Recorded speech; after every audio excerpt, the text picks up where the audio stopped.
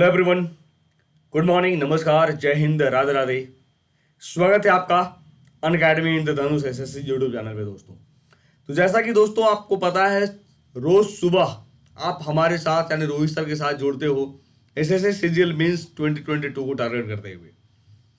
तो अगर आप पहली बार जुड़े हैं तो सबसे पहले इस चैनल को सब्सक्राइब जरूर करिएगा, जिससे आपको प्रॉपर तरीके से मेरी क्लासेस के नोटिफिकेशन या जितने भी क्लास होते हैं अनअकैडमी पे, अनअकैडमी इंद्रधनुष एसएससी चैनल पे, उनके बारे में पता चलेगा आपको।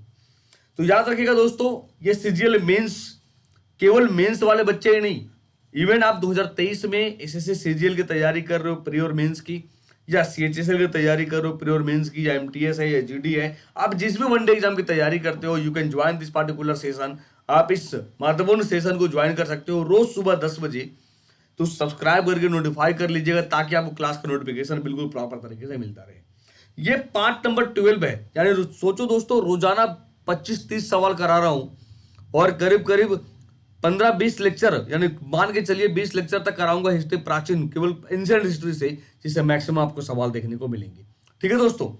इसके अलावा आप सुबह 9:05 पे, जहां साइंस की प्रैक्टिस चल रही है अनअकैडमी पे प्रैक्टिस सेशन, और शाम को 5:15 पे 2 लेक्चर आपको रेगुलर मिल रहा है दोस्तों, 5:15 पे और 9:05 सुबह पे। यहाँ पे हम साइंस देखते हैं और यहाँ पे मॉक टेस्ट बिल्कुल अल्टीमेट। तो you can join this particular batch for practice, ताकि आप जीके जीएस और अच्छा कर सकें, है ना। इसके अलावा दोस्तों 22 दिसंबर को, यानी एक सप्ताह हो गया इस बैच को शुरू हुए, और आपको पता ही है कि मात्र केवल अगर क्लास को देखें ना तो मंडे टू फ्राइडे क्लास चलते हैं आपको, तो ज़्यादा नुकसान भी नहीं होगा, आप ज्वाइन कर सकते हो इस बैच को। और अभी 2023 है, आने वाला है ना 2023, तो आप अब तक आपको 10% का डिस्काउंट मिलता था, 20% का डिस्काउंट मिलता था। तो अनअकैडमी आपको एक जबरदस्त गिफ्ट दे रहा है कि अब 10-20 नहीं, पूरे 23% का फायदा उठाइए, पूरे 23% का, है ना। तो आप 24 महीने का सब्सक्रिप्शन, 12 महीने का, 3 महीने का, या सब्जेक्ट वाइज भी देख सकते हो, जीएस का, जो भी आपको लगता हो, मैथ का। तो आप जुड़िए हमारे साथ, और कोड आपको पता ही है कि BA10, है ना दोस्तों। चलिए आइए देखते हैं, आज से क्लास की शुरुआत करते हैं। तो where has a Roman settlement been found, किस स्थान पर रोमन बस्ती मिली है दोस्तों? Takshashila, Arikamedu, Hampi, Satara. Question number 1, where has a Roman settlement been found, किस स्थान पर रोमन बस्ती मिली है भारत में? तक्षशिला, अरिकमेडु, हम्पी, सतारा। Question number 1। तो दोस्तों आपको पता है कि रोमन बस्ती की बात करें तो प्राचीन काल की बात कर रहा है, प्राचीन इतिहास की बात कर रहा है। तो भैया अरिकमेडु। अब सर आपके मन में सवाल होगा, सर ये अरिकमेडु है कहाँ भारत में, एग्जैक्ट लोकेशन कहाँ है? तो मैं आपको बताऊं दोस्तों, इसका एग्जैक्ट लोकेशन है कहाँ पे, क्या लगता है आपको? चलो मैं गाइस दे रहा हूं आपको, दक्षिण भारत, उत्तर भारत, क्या होगा? चलो 2 ऑप्शन है। और तब तक मैं बताऊं, तक्षशिला की बात करें, ये पाकिस्तान एरिया में, जो सिंधु झेलम के बीच में, जहां प्राचीन काल में विश्वविद्यालय हुआ करता था, तक्षशिला विश्वविद्यालय गंधार, है ना। और हम्पी बेटा कर्नाटक में, तो 50 रुपए में आपको हम्पी दिख रहा है। सतारा कहाँ? महाराष्ट्र में।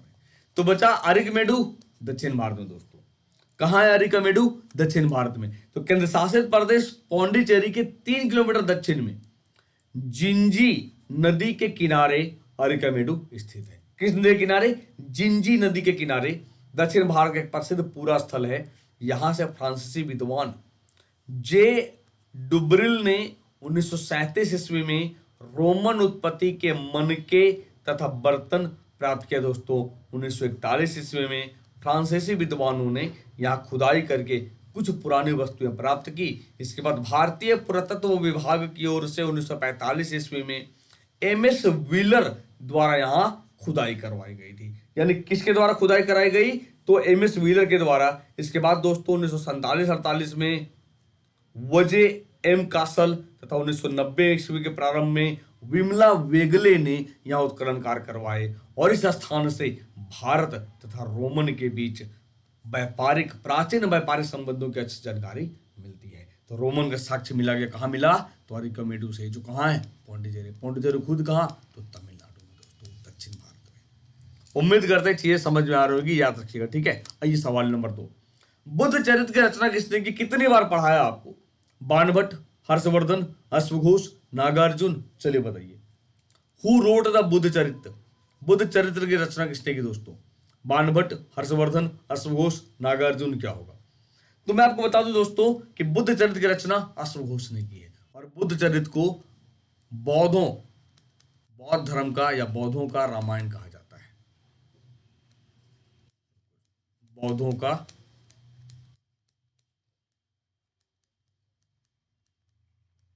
बौद्धों का रामायण। और आपको याद होगा कि अश्वघोष जब फोर्थ बुद्धिस्ट काउंसिल हो रही थी कनिष्क के समय में,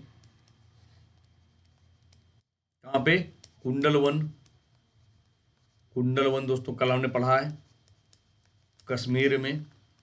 तब अध्यक्ष तो वसुमित्र हैं, अध्यक्ष वसुमित्र हैं, लेकिन एक नया पद बढ़ा दोस्तों उपाध्यक्ष का, तो अश्वघोष क्या थे? उपाध्यक्ष थे। अश्वघोष उपाध्यक्ष थे चौथे बुद्धिस्ट काउंसिल में। और अश्वघोष किसके कंटेम्पररी थे? तो कह सकते हैं सर ये कनिष्क के समय के, किसके समय के? कनिष्क के समय के कंटेम्पररी थे। तो कई सारे सवाल निकलेंगे, चीजों को समझिएगा। नागार्जुन जिन्हें भारत का आइंस्टीन कहते हैं दोस्तों, भारत का आइंस्टीन कहते हैं, ये भी किसके समकालीन थे? कनिष्क के समकालीन थे, याद रखिएगा। हर्षवर्धन, बाणभट्ट दोनों सम कंटेम्पररी। बाणभट्ट ने हर्षचरित्र और कादंबरी लिख दिया, हर्षवर्धन के दरबारी कवि, और हर्षवर्धन ने लिखा PNR यानी प्रदर्शिका नागनंदा रत्नावली संस्कृत लैंग्वेज में। तो ये जो बेसिक फैक्चुअल मैं आपको बताते जाता हूं, उसे आप नोट करते जाइए तो फायदा होगा, अदरवाइज आयाराम गयाराम होगा, याद रखिएगा, ठीक है। नेक्स्ट, किस शासक ने गुप्त संबंध प्रारंभ किया दोस्तों? विच ruler started the Gupta era? चलिए, किस शासक ने गुप्त संबंध प्रारंभ किया है? चंद्रगुप्त प्रथम, Chandragupta second, Samudragupta, Srigupta? Question number 3, चलिए बताइए। Which ruler started the Gupta era? किस शासक ने गुप्त संबंध प्रारंभ किया है? चंद्रगुप्त प्रथम, चंद्रगुप्त द्वितीय, Samudragupta, Srigupta? Question number next. तो मैं आपको बताऊं दोस्तों, किस शासक ने गुप्त संबंध प्रारंभ किया बच्चे? चंद्रगुप्त प्रथम ने। और कब किया था? 319 ईस्वी के बराबर गुप्त संवत था, जिसे हम लोग रियल फाउंडर कहते हैं गुप्त काल का, क्योंकि फाउंडर कौन है? श्रीगुप्त हैं फाउंडर, है ना। चंद्रगुप्त सेकंड दोस्तों आपको याद रखने चाहिए कि सर ये पहले शासक हुए हैं जिसने विक्रमादित्य की टाइटल ली। और समुद्रगुप्त दोस्तों दक्षिण भारत पर आक्रमण करने वाला, दक्षिण भारत पर आक्रमण करने वाला पहला शासक प्राचीन भारत का, सेनापति वीरसेन के मदद से, सेनापति वीरसेन के मदद से। और मैं आपको बता दूं बच्चों कि समुद्रगुप्त को हम लोग क्या बोलते हैं? भारत का नेपोलियन। क्या बोलते हैं? भारत का नेपोलियन। किसने कहा था? VA स्मिथ, विंसेंट आयर स्मिथ ने क्या कहा था? भारत का नेपोलियन कहा था। तो इतने बेसिक फैक्ट आपको दिखेंगे जो आपको याद रखना पड़ेगा, समझना पड़ेगा। गुप्त काल को हम गोल्डन एरा बोलते हैं, स्वर्ण युग बोलते हैं, है ना। नेक्स्ट, मौर्यों द्वारा निर्मित सुदर्शन झील का जीर्णोद्धार किसने कराया था? Who renovated the Sudarshan lake built by the Mauryans? Rudradaman, Skandagupta, Kumaragupta बच्चों, या बोथ एंड बी, आ व बा दोनों? क्वेश्चन नंबर 4, मौर्यों द्वारा निर्मित सुदर्शन झील का जीर्णोद्धार किसने कराया? Who renovated the Sudarshan lake built by the Mauryas? किसने सुदर्शन झील का जीर्णोद्धार कराया? तो आपको याद है मौर्यों द्वारा निर्मित यानी दोस्तों अशोक चंद्रगुप्त मौर्य ने बनाया था, और अशोक का भी कुछ योगदान रहा है, जिसकी जानकारी हमें रुद्रदामन का जूनागढ़ अभिलेख से मिलता है। रुद्रदामन के जूनागढ़ अभिलेख से, जूनागढ़ अभिलेख से बच्चों, है ना। तो भाई रुद्रदामन भी कराता है और स्कंदगुप्त भी कराता है। कुमारगुप्त तो बेचारा नालंदा विश्वविद्यालय की स्थापना, नालंदा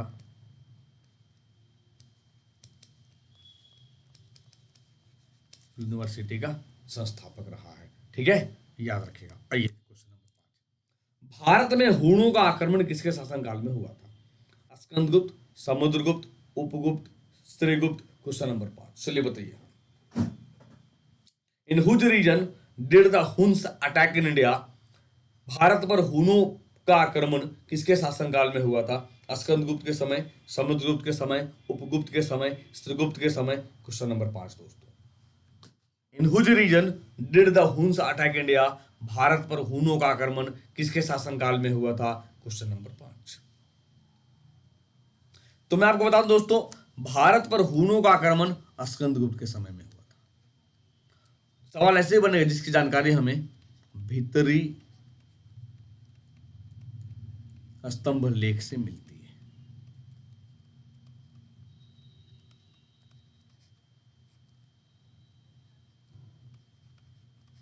जब सवाल आएगा ना भीतरी स्तंभ लेख किससे संबंधित है? स्कंदगुप्त से, जिसने हुनों का सफलतापूर्वक आक्रमण को रोका था। याद रखिएगा। ठीक है, जब स्त्रीगुप्त फिर से बता दें, फाउंडर है।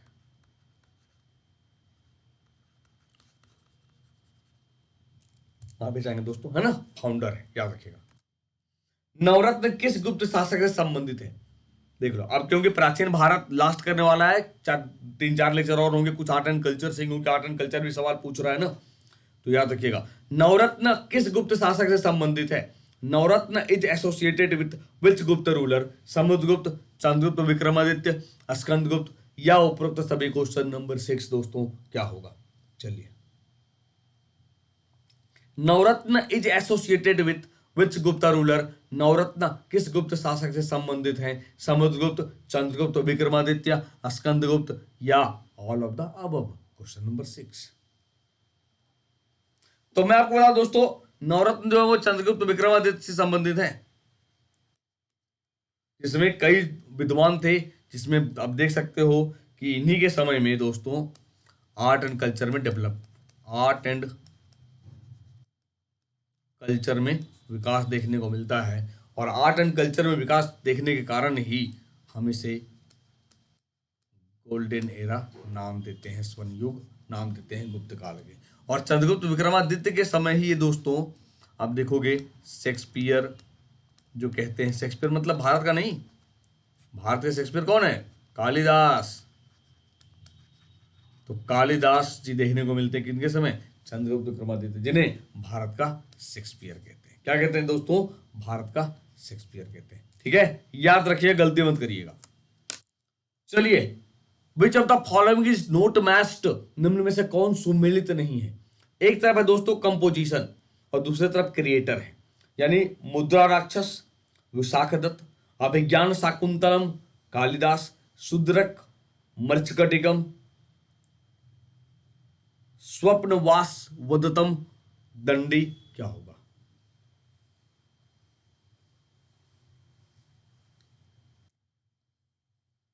एक जरा गलती हो गई बच्चों, ये उल्टा हो गया है ना।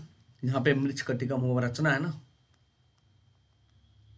मृच्छकटिकम दोस्तों, और यहां पे शूद्रक होगा, यहां पे शूद्रक होगा। ठीक है, अब देखना तो क्या निकल कर आएगा दोस्तों। ये तो सही है भाई, ये सही था, केवल उल्टा था, गलती मत करिएगा। यहां पे मृच्छकटिकम कर दे रहा हूं, सुधार दे रहा हूं, ये उल्टा था इसलिए गलत नहीं होगा, मृच्छकटिकम और शूद्रक। तो क्या होगा सर? दंडी, स्वप्नवास वदतम दंडी, जिसने भास को दंडी ने लिखा है। तो मुद्रा राक्षस से हमें मौर्य वंश के बारे में जानकारी मिलती है, लिखा गया गुप्त काल में। अभिज्ञान शाकुंतलम कालिदास और मृच्छकटिकम शूद्रक। स्वप्नवास वदतम किसके द्वारा? तो भाई स्वप्नवास वदतम भास के द्वारा। स्वप्नवास वदतम महाकवि भास का प्रसिद्ध संस्कृत नाटक है।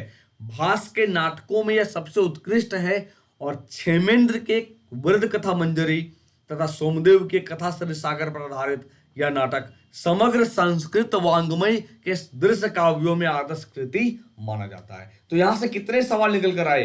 वृद्ध कथा मंजरी के लेखक कौन है? क्षेमेंद्र। कथा सागर के लेखक कौन है? सोमदेव। मुद्रा राक्षस के लेखक कौन है? विशाखदत्त। अभिज्ञान शाकुंतलम के लेखक कौन है? कालिदास। मृच्छकटिकम के लेखक कौन है? सुदरक। स्वप्नवास वदत्तम के लेखक कौन है? भास। याद रहेगा। तो जो बेसिकली फैक्चुअल है इसे आप जरूर याद रखिएगा, इट्स वेरी वेरी इंपॉर्टेंट दोस्तों। सवाल नंबर 8, कन्नौज के लिए हुए त्रिपक्षीय संघर्ष में अंतिम विजय किसकी हुई है?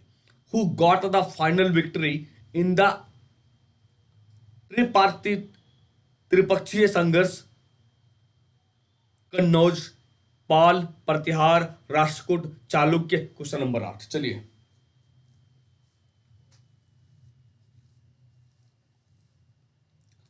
किसने जीता जब कन्नौज खेली? क्योंकि कन्नौज उसमें बहुत महत्वपूर्ण था, क्योंकि देखोगे कन्नौज राजधानी बनाई थी हर्षवर्धन ने, कहां से? तो हरियाणा से उठा के लाया था, थानेश्वर से। तो कन्नौज के लिए जो युद्ध हुआ था दोस्तों, वो फाइनली अंतिम रूप से प्रतिहार, गुर्जर प्रतिहार ने जीता। कभी कभी लिखा रहेगा गुर्जर प्रतिहार।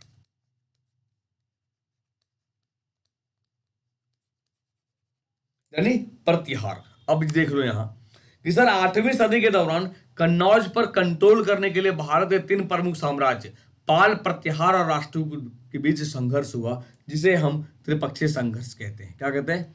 त्रिपक्षीय संघर्ष कहते हैं। लगभग 200 वर्षों तक चला। सोचिए कि 200 वर्षों तक, मतलब राजा शुरू किया होगा, उसका बेटा, उसका बेटा, उसका बेटा। इसका परिणाम दोस्तों, गुर्जर प्रतिहार शासक नागभट्ट सेकंड के पक्ष में रहने के साथ इस युद्ध का समापन हो गया। अगर सोचो यहां तक अभी तक नहीं होता तो क्या पता 2022 तक चलता रहता। नहीं, नागभट्ट सेकंड ने कन्नौज को गुर्जर प्रतिहार साम्राज्य की राजधानी बनाया और साम्राज्य ने लगभग 3 सदियों तक शासन किया है। तो याद रखिएगा कि कन्नौज राजधानी किस गुर्जर प्रतिहार शासक ने बनाया था? नागभट्ट सेकंड ने बनाया था, जो कन्नौज के लिए जो लड़ाई लड़ी गई थी 3 वंशों के बीच, उसमें फाइनली गुर्जर प्रतिहार ने विजय प्राप्त कर ली है। ठीक है, चलिए क्वेश्चन नंबर 9, स्थानीय स्वशासन किसके प्रशासन की मुख्य विशेषता थी दोस्तों? Local self government was the main feature of whose administration? Chola, Chalukya, Rashtrakuta, Pala. Question number 9, local self government was the main feature of whose administration दोस्तों, स्थानीय स्वशासन किसके प्रशासन की मुख्य विशेषता थी? क्वेश्चन नंबर 9 बताइए क्या होगा? अरे आसान सवाल है। देखो, 2 चीजें थी, स्थानीय स्वशासन यानी ग्राम प्रशासन, ग्राम प्रशासन प्लस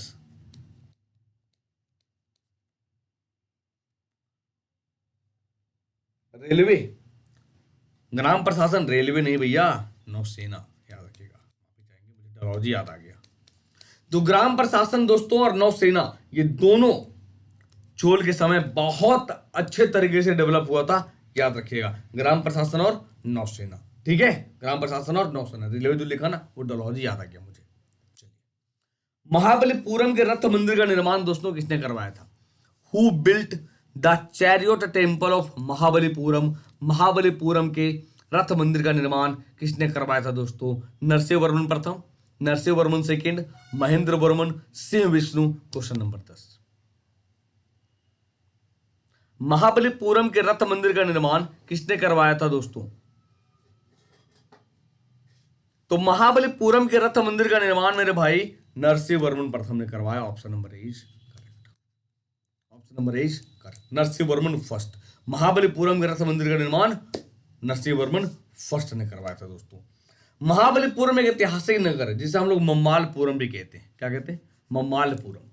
महाबलीपुरम धार्मिक केंद्र 7वीं सदी में हिंदू पल्लव शासक राजा नरसिंह देव वर्मन ने, जिन्हें मामल्ल भी कहा जाता था, स्थापित किया। इसीलिए इसे मम्मालपुरम भी कहा गया है। राजा को ही मामल्ल कहा जाता था। क्या कहा जाता था? मामल्ल कहा जाता था। इसीलिए इसे महाबलीपुरम या मम्मालपुरम भी कहा गया है ना। चलिए नेक्स्ट की बात करें। कश्मीर में मार्तंड सूर्य मंदिर का निर्माण किसने करवाया था? दिद्दा, संग्रामराज, ललितादित्य मुक्तापीड या संग्रामराज? अच्छा, संग्रामराज 2 बार हो गया ना।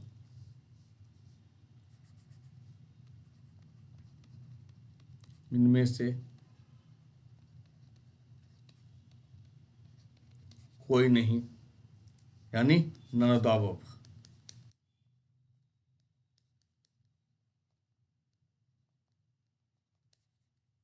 है ना। तो याद रखिएगा दोस्तों, नन ऑफ द अबव, उपरोक्त में से कोई नहीं। तो कश्मीर में मार्तंड सूर्य मंदिर का निर्माण ललितादित्य मुक्तापिंड करवाया था, option number C is correct. Lalitaditya Muktapida ने करवाया था दोस्तों, option number C is correct. Clear है, चलिए आगे आइए। सिंधु घाटी सभ्यता मानव इतिहास से किस काल से संबंधित है? ओए होए होए, कल ही तो हम लोगों ने पढ़ा है।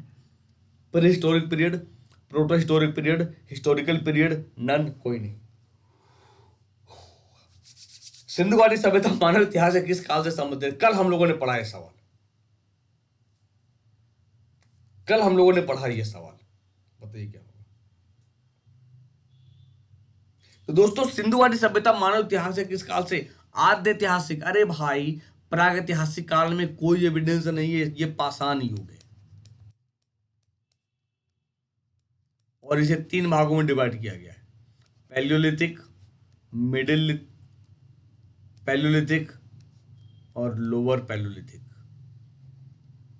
यानी ऐसे लिखें, पहला लोअर पैलियोलिथिक, निम्न पूरा पाषाण काल। दूसरा मिडिल पैलियोलिथिक, मध्य पूरा पाषाण काल। तीसरा अपर पैलियोलिथिक, यानी उच्च पूरा पाषाण काल। तो ये पाषाण काल हुआ जिसमें कोई लिखित एविडेंस नहीं है। जब ये सिंधु घाटी सभ्यता दोस्तों, इसमें रिटेन में मिला है, लेकिन आज तक ना हम पढ़ पाए, ना कोई इतिहासकार पढ़ पाया। इसीलिए इसे आद्य ऐतिहासिक, प्रोटो हिस्टोरिक कहते हैं, ब्रॉन्ज एज कहते हैं। जबकि हिस्टोरिकल पीरियड में जो लिखित साक्ष्य हो, जैसे वैदिक सिविलाइजेशन।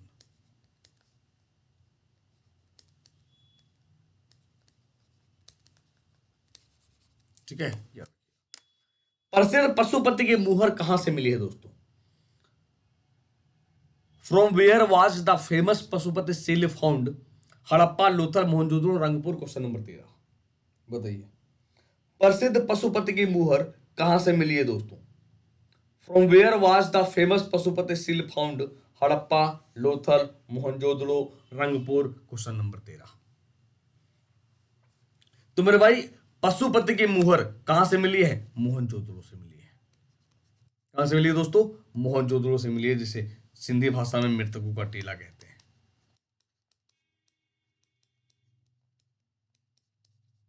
मृतकों का टीला कहते हैं। ठीक है, नेक्स्ट। चलिए, यही सवाल तो परेशान करता है आपको। Which pair is false? कौन सी जोड़ी असत्य है? एक तरफ सिटी है, दूसरी तरफ रिवर है। कौन सी जोड़ी असत्य है? कौन सा नगर किस नदी के किनारे बसा हुआ है? बताइए। हड़प्पा सिंधु, मोहनजोदड़ो सिंधु, कालीबंगन घग्गर, आलमगीरपुर हिंडन। Question number 14। चलिए, बहुत आसान सवाल है। अरे भैया मेरे, हड़प्पा क्यों? सिंधु नहीं होगा, क्या होगा? रावी। हड़प्पा रावी नदी के किनारे, मोहनजोदड़ो सिंधु नदी किनारे, कालीबंगन घग्गर और आलमगीरपुर हिंडन। आलमगीरपुर याद रखिएगा, ये सिंधु घाटी सभ्यता का पूर्वीय स्थल है।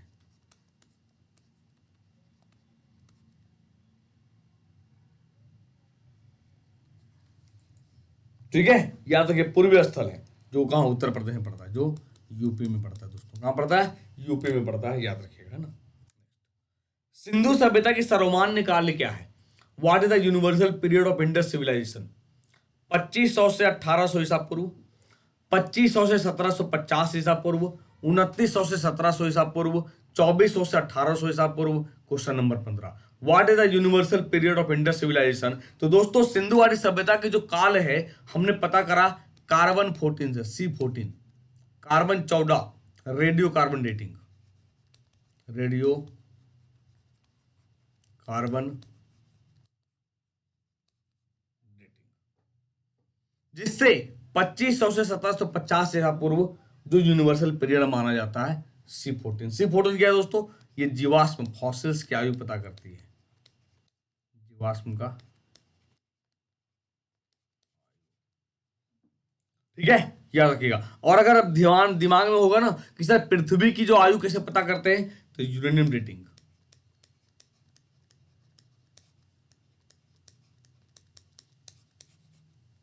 है ना। नेक्स्ट, ऋग्वैदिक आर्य किसकी पूजा करते थे? प्रकृति की, गाय की, वृक्ष की, माता की। Question number 16, whom did the Rigvedic Aryans worship? Question number 16, चलिए बताइए। तो मैं आपको बताऊं दोस्तों, ऋग्वैदिक आर्य किसी पूजा करते थे? नेचर की, प्रकृति की, जिसमें वृक्ष भी है, गाय भी है, माता भी है ना। तो ऋग्वैदिक आर्य नेचर की पूजा करते थे। और इंडस वैली सिविलाइजेशन भी, सिंधु घाटी सभ्यता भी, ये भी नेचर की पूजा करते हैं, जिसमें सांप है, पीपल है ना। याद रखना दोस्तों। आर्य भारत में सबसे पहले कहां बसे? Where did the Aryans first settle in India? चलिए, where did the Aryans first settle in India? Arya Bharat में सबसे पहले कहां बसे? सप्त सिंधु प्रदेश, नर्मदा घाटी, दक्षिण भारत, या उपरोक्त में से सभी? Question number 17। तो मैं आपको बताऊं दोस्तों, आर्य भारत में सबसे पहले सप्त सिंधु प्रदेश में बसे।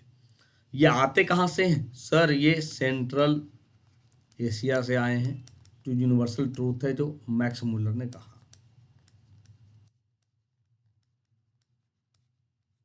मैक्स मुलर ने कहा।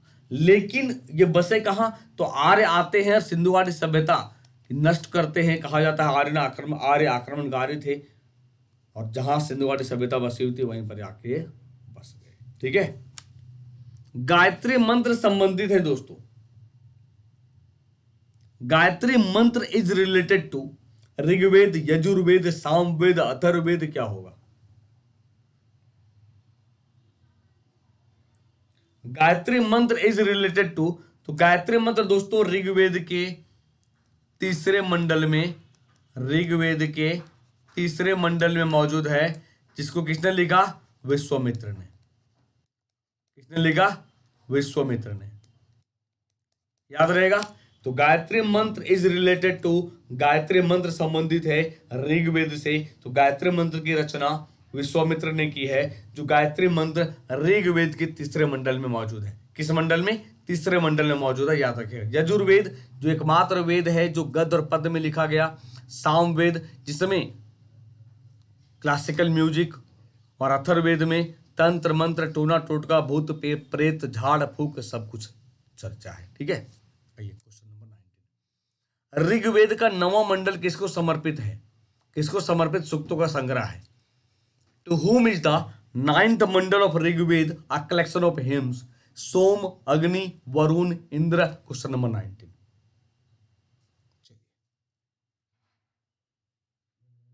To whom is the 9th mandala of Rigveda a collection of hymns? क्या होगा? तो दोस्तों ऋग्वेद का 9वां मंडल सोम को समर्पित है मेरे भाई। किसे? सोम को समर्पित है। सोमरस जो हिमालय की एक चोटी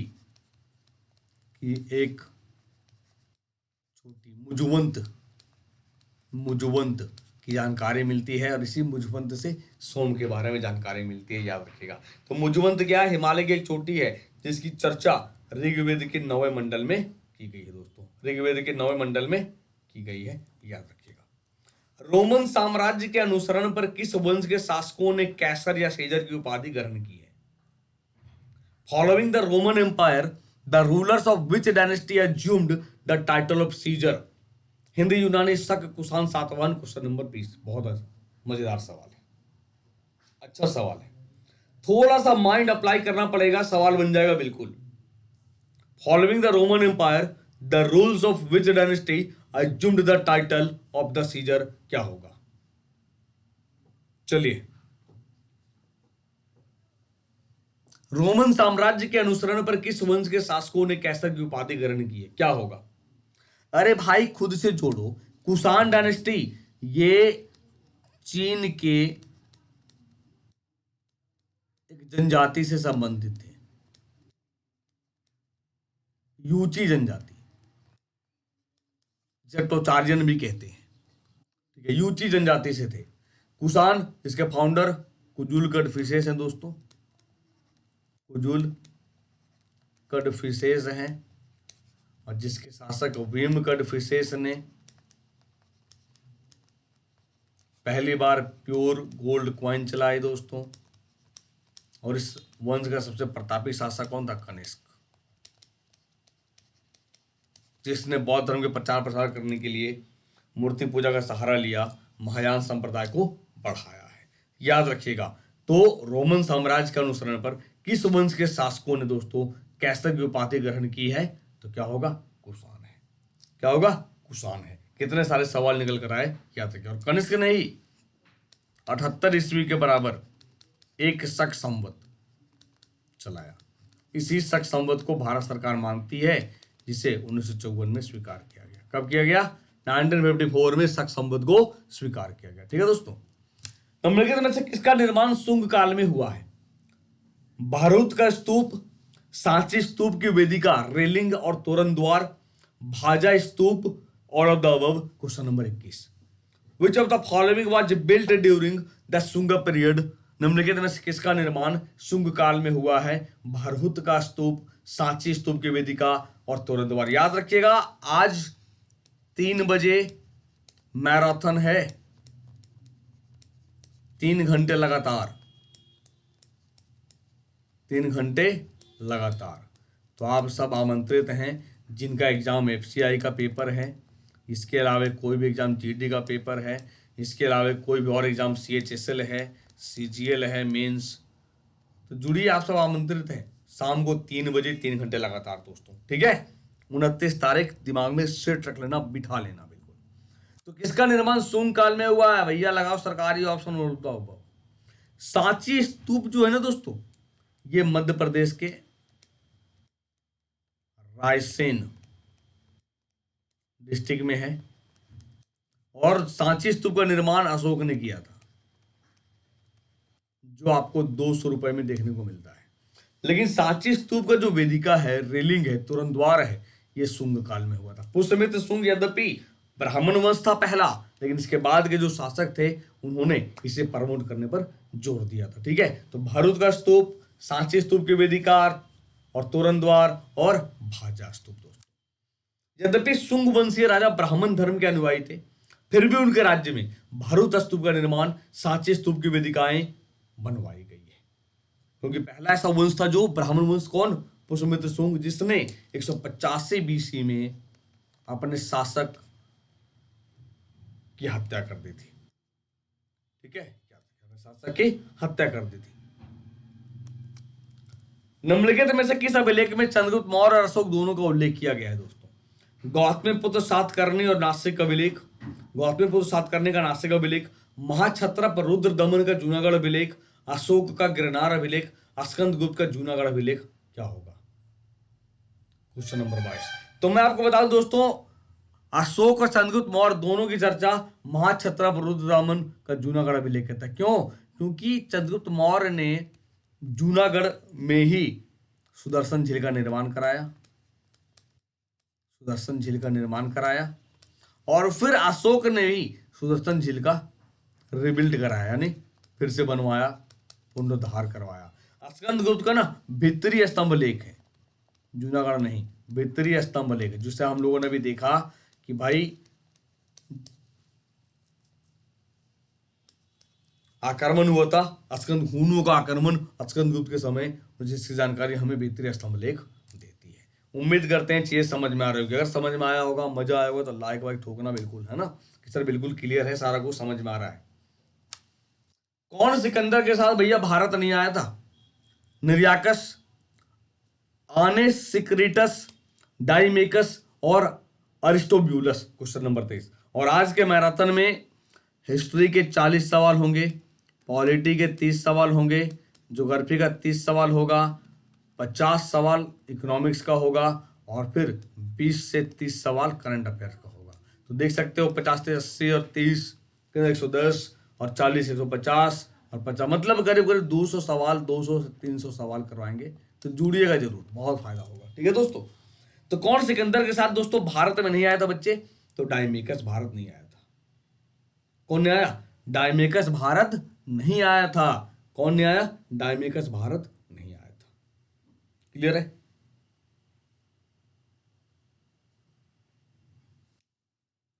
ठीक है। निम्नलिखित में से हमारे देश को इंडिया संबोधित करने वाले कौन थे? ईरानी, यूनानी, अरबवासी, तुर्क। Who among the following addressed our country as India? निम्नलिखित में से हमारे देश को इंडिया संबोधित करने वाले कौन थे दोस्तों? यूनानी, ईरानी, अरबवासी, तुर्क। Question number 24। तो मैं आपको बता दूं सर कि हमारे देश को इंडिया शब्द जो है इंडिया संबोधित करने वाले दोस्तों यूनानी थे। कौन थे दोस्तों? यूनानी। कौन है? यूनानी। इंडिया को संबोधित करने वाले कौन थे? यूनानी थे। ठीक है। सिकंदर भारत में कितने माह रहा था? देख लो सवाल कैसे बन रहा है। How many months did Alexander stay in India? और याद होगा अलेक्जेंडर आया था कब? 326 बीसी में आक्रमण करता है दोस्तों और झेलम या वित्सता या हाइडेस्पस का युद्ध हुआ दोस्तों सिकंदर और राजा पोरस के बीच में।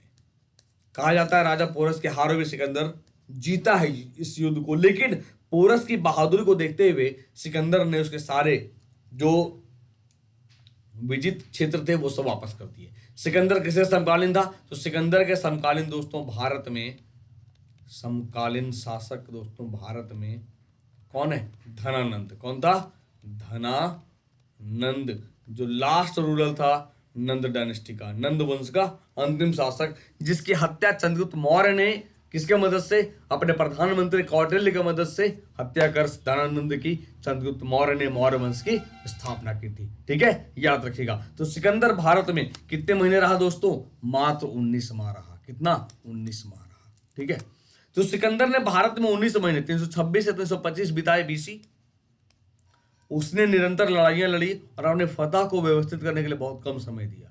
सिकंदर ने हाइडेस्पेस, जिसे झेलम और वित्सता की लड़ाई कहते हैं, पोरस को हराया। हाइडेस्पेस की लड़ाई झेलम नदी के तट पर हुई, क्योंकि जो यूनानी थे ना ये झेलम को हाइडेस्पेस कहते थे। सिकंदर का जन्म दोस्तों ग्रीस में 356 में हुआ ईसा पूर्व में, और 323 ईसा पूर्व में बेबीलोन में इनकी मृत्यु हो गई। ये था आज का सेशन। उम्मीद करते दोस्तों 25 सवाल आपने अच्छे तरीके से, जबरदस्त तरीके से करे, सीखा नया कुछ। फिर से बता दें कि आज शाम को 3 बजे 3 घंटे का मैराथन चलेगा। 3 घंटे का मैराथन चलेगा, तो मिस मत करिएगा। 3 घंटे का मैराथन आज 3 बजे। जुड़िएगा जरूर हमारे साथ इसी चैनल पे, इंद्रधनुष अनअकैडमी, इंद्रधनुष एसएससी यूट्यूब चैनल पे दोस्तों। और 2023 है तो 23% का फायदा उठाइए ना। 10 और 20% क्यों? अनअकैडमी का सबसे बड़ा सौगात। जुड़िए किसी भी बैच में और 23% का फायदा उठाइए दोस्तों, है ना। देख रहे हो 23%, get 23% of all Unacademy SSC non tech subscription दोस्तों। चाहे 24 महीना हो, चाहे 12 महीना हो, 3 महीना हो, 6 महीना हो, बिल्कुल जुड़िए और फायदा उठाइए दोस्तों, है ना। तो कई सारे बैच चल रहे बच्चे। अगर आप एसएससी सिजिल की तैयारी करो तो प्री और मेंस के लिए विजय पथ बैच शुरू हुआ है। फिर सीएचएसएल के लिए दोस्तों सिलेक्शन का संकल्प बैच शुरू हुआ है। एमटीएस के लिए भी शुरू हो रहा है बच्चों 19 दिसंबर से, है ना। One stop solution for all your learning needs. आप जिसकी भी तैयारी करते हैं, जिस भी एग्जाम की तैयारी करते हैं, आप टेस्ट दीजिए और सब्जेक्ट वाइज अपने आप को स्ट्रॉन्ग करिए। ठीक है, और अपने आप को आंक सकते हैं आप भारत में कहाँ स्टैंड कर रहे हो, आपकी तैयारी कैसी है, कैसे पता चलेगा? तो अनअकैडमी का लर्निंग ऐप डाउनलोड करिए और स्पेशल क्लास आइए। हमारी स्पेशल क्लास सुबह 9 बजे और शाम को 5:15 पे चलेंगी। तो वहाँ देखिए अपने आप को, है ना। बहुत मजा आएगा। एक बार आप ज्वाइन करेंगे बहुत मजा आएगा दोस्तों। अगर आप एसएससी का नोट चाहते हैं एप्लीकेशन में, तो ये 4 स्टेप है जहां आप नोट्स को डाउनलोड करके अपनी तैयारी को एक नया रूप दे सकते हो दोस्तों। ठीक है, और अनअकैडमी आज का डाउट देता है कि आप पढ़ते पढ़ते स्पेशल क्लास में अगर आपको कोई डाउट है तो अपना डाउट पूछ सकते हो किसी भी के भी क्लास में, चाहे मैथ्स, रीजनिंग, इंग्लिश या जीके जीएस दोस्तों। ठीक है, याद रखिएगा। अब हमेशा मैं कहता हूँ सर प्लस सब्सक्रिप्शन बेटर है या आइकॉनिक, तो मैं हमेशा कहता हूँ आइकॉनिक मच बेटर है। क्यों? पैसा ज्यादा लगता है, लेकिन आप जब भी किन्हीं की भी क्लास में चले जाओ भैया, आप जाकर उनसे अपना क्वेरी पूछ लो। मतलब हमेशा गाइडलाइन आपके लिए तैयार है। ठीक है, तो याद रखिएगा। सेशन अगर अच्छा लगा होगा तो लाइक करके जाना। और आइकॉनिक सब्सक्रिप्शन अभी 23% ऑफर चल रहा है, फायदा जरूर उठाइए दोस्तों। ठीक है, सेशन अच्छा लगा हो तो लाइक करके जाइएगा। और अगर पहली बार आए हैं अनअकैडमी इंद्रधनुष एसएससी चैनल को तो सब्सक्राइब जरूर करें। अच्छा लगा हो सेशन तो लाइक करिएगा। ठीक है, मिलते हैं दोस्तों शाम को 3 बजे इसी चैनल पे मैराथन के लिए और रात 8 बजे स्ट्रैटेजी के में। तब तक के लिए अपना ख्याल करिए। थैंक यू, शुक्रिया, जय हिंद।